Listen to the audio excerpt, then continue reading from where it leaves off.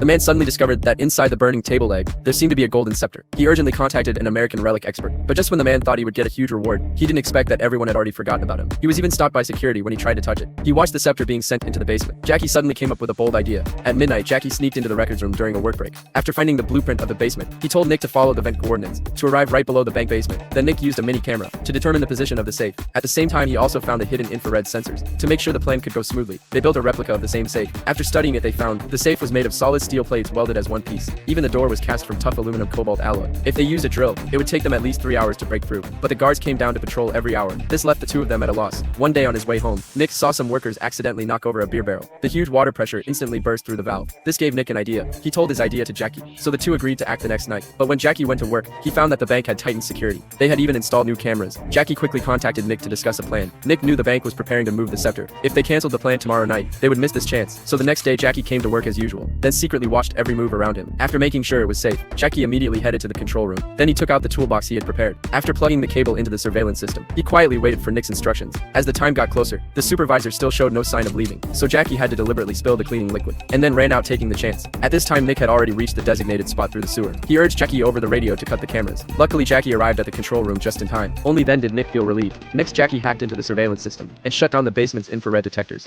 It's clear, get in there. After receiving Jackie's go-ahead, Nick quickly entered through the vent. When he reached the camera, he stopped and quietly waited for Jackie's signal. As Jackie hit the enter key, the monitor in the control room instantly lost its signal. Nick quickly ran to the blind spot across from him. The guard thought it was just a bad connection and didn't notice anything unusual. Then Nick arrived at the infrared zone in front of the vault. But for Nick, this was not a problem. He opened a gap in the metal grid in front of him, then carefully stepped over the camera, then took out a pulley and hooked it onto the steel beam. That way, Nick could slowly move along the track. After reaching the designated spot, he called Jackie to cut the camera feed, but Jackie lied, saying someone was coming.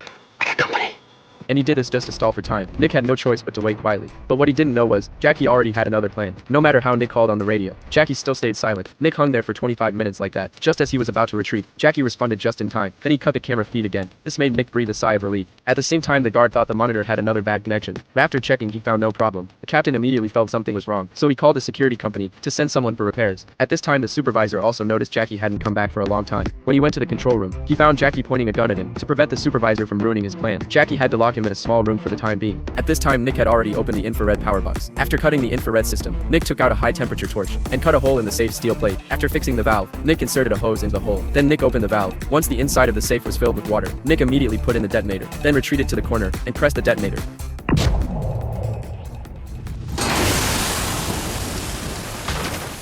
Nick blew open the safe just like that. He put the scepter into his backpack and planned to leave, but was suddenly stopped by Jackie behind him. Obviously, Jackie wanted to keep the 500 million scepter for himself. Seeing Jackie holding a gun, Nick didn't dare resist. He had no choice but to hand over the scepter.